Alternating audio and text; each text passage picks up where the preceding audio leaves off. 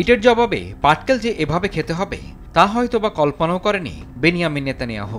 সিরিয়ায় ইরানের কনসুলেটে হামলার জবাবে ইসরায়েলকে লক্ষ্য করে ক্ষেপণাস্ত্র ও ড্রোন হামলা চালিয়েছে তেহরান। ইসরায়েলের সামরিক বাহিনীর দাবি, ওই ক্ষেপণাস্ত্র ও ড্রোনের ৯৯% আকাশে থাকতে ধ্বংস করা হয়েছে।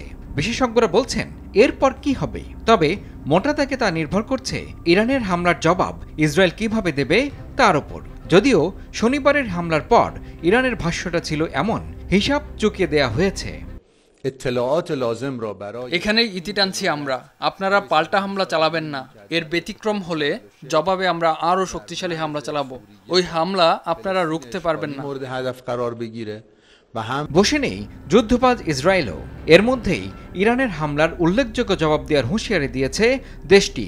ইসরায়েলের বর্তমান সরকারকে দেশটির ইতিহাসে সবচেয়ে কট্টরপন্থী সরকারগুলোর একটি বলে মনে করা হয়। সংকটময় এ পরিস্থিতিতে মধ্যপ্রাচ্যের দেশগুলো ইরান ও ইসরায়েল দুপক্ষকেই সংযত থাকার আহ্বান জানিয়েছে। গেল ৭ অক্টোবর ইসরায়েলে ঢুকে হামলা চালায় ফিলিস্তিনের স্বাধীনতাকামী গোষ্ঠী হামাস। জবাবে সেদিন থেকেই ফিলিস্তিনের গাজায় নির্বিচার হামলা চালিয়ে যাচ্ছে ইসরায়েলি বাহিনী। বিশেষজ্ঞরা বলছেন এ কারণেই বিভিন্ন দেশ থেকে যতই সংযত থাকার আহ্বান জানানো হোক না কেন, ইরানের হামলার জবাব ইসরায়েলের বর্তমান যুদ্ধকালীন সরকার দেবে না এমনটার সম্ভাবনা কম। একমাত্র ওয়ালটন এসি দিচ্ছে 1 বছরের রিপ্লেসমেন্ট গ্যারান্টি এবং কম্প্রেসারের 10 বছরের গ্যারান্টি। তবে ইসরায়েল চাইলে প্রতিবেশী দেশগুলোর কথায় কান দিতে পারে এবং সে অনুযায়ী কৌশলগত ধৈর্য ধরতে পারে বলে মনে করেন অনেকেই। এর অর্থ হলো ইরানের মতো একইভাবে পাল্টা হামলা না চালানো এবং এ অঞ্চলে হিজবুল্লাহর মতো ইরানপন্থী গোষ্ঠীগুলোকে লক্ষ্য করে হামলা চালিয়ে যাওয়া।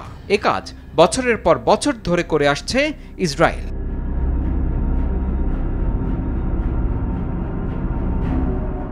এদিকে আন্তর্জাতিক সমর বিশেষজ্ঞরা বলছেন ইসরায়েল যদি পাল্টা পদক্ষেপ নিতেই চায়, তাহলে শনিবার যেসব ঘাঁটি থেকে ইরান হামলা চালিয়েছে সেখানে দূরপাল্লার ক্ষেপণাস্ত্র ছুটতে পারে তারা, অথবা আরও বড় পরিসরে কিছু করতে চাইলে ইরানের শক্তিশালী রেভলিউশনারি গার্ড কোরের বিভিন্ন ঘাঁটি, প্রশিক্ষণ কেন্দ্র ও কমান্ড সেন্টারে হামলা করতে পারে তারা। তবে এতে ইরানের পাল্টা প্রতিশোধ নেওয়ার ঝুঁকি বাড়বে বলেও সতর্ক করেছেন বিশেষজ্ঞরা।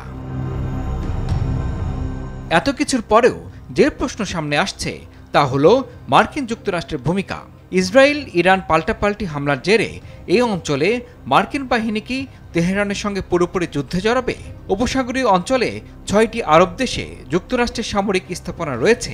মার্কিন সেনারা সিরিয়া, ইরাক ও জর্ডানেও অবস্থান করছেন। যুদ্ধের ব্যাপ্তি বাড়লে এসব দেশে মার্কিন বাহিনী ইরানে ক্ষেপণাস্ত্রের নিশানা হতে পারে বলেও মনে করেন বিশ্লেষকেরা। সেক্ষেত্রে নতুন যুদ্ধ পরিস্থিতি কোন দিকে মোড় নেয় সেটিই দেখার।